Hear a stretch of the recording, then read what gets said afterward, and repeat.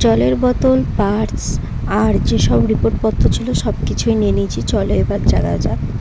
শুভ সকাল বন্ধুরা, কেমন আছো তোমরা সবাই? আশা করি ভালো আছো, সুস্থ আছো। তো এখন আমরা সকাল সকাল বেরিয়ে যাব। আজ আমার রিপোর্ট করানোর কথা আছে, ব্লাড টেস্ট দুটো হবে। তো ওই জন্যই বাড়ির সামনেই টোটো বলে নিয়েছিলাম, রিজার্ভ করে নিয়েছিলাম। এখন বাজে প্রায় সকাল 7:45। তো সকাল সকাল যাচ্ছি, তার কারণ আমার একটা রিপোর্ট হবে না খেয়ে আর একটা ব্লাড টেস্ট হবে খেয়ে। তো সে কারণেই এত সকাল সকাল বেরিয়ে পড়েছি।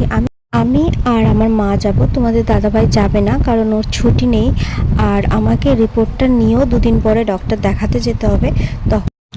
তখন আবার তোমাদের দাদাভাই আমার সাথে যাবে। আমার ভীষণ ভয় লাগছে, জানি না কি হবে, রিপোর্টে কি আসবে না আসবে। শুধু যাওয়ার সময় শুধু ঠাকুরকে ডাকছিলাম যে আমার রিপোর্টটা যেন নর্মাল হয়। জানো তো, এই রিপোর্ট করানোর দিনগুলো মানে আসা থেকে আমি যতক্ষণ না রিপোর্ট করাচ্ছি, করিয়ে ডাক্তারকে দেখাচ্ছি, ডাক্তার যতক্ষণ না ভালো কিছু বলছে, আমার মনটা মানে খুব খারাপ লাগে, আমার খুব টেনশন হয়।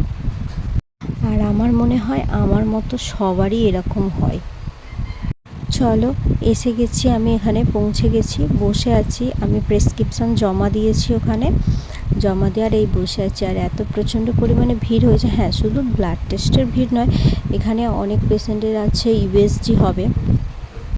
ব্লাড টেস্টে খুব একটা দেরি হয় না, ইউএসজিতে প্রচণ্ড পরিমাণে লেট হয়।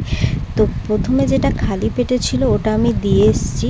তারপরে আমাকে বলল যে কিছু হালকা খাবার খেয়ে তার 10 মিনিট পরে হচ্ছে গ্লুকোজ খেয়ে 2 ঘন্টা পর আবার একটা ব্লাড টেস্ট হবে।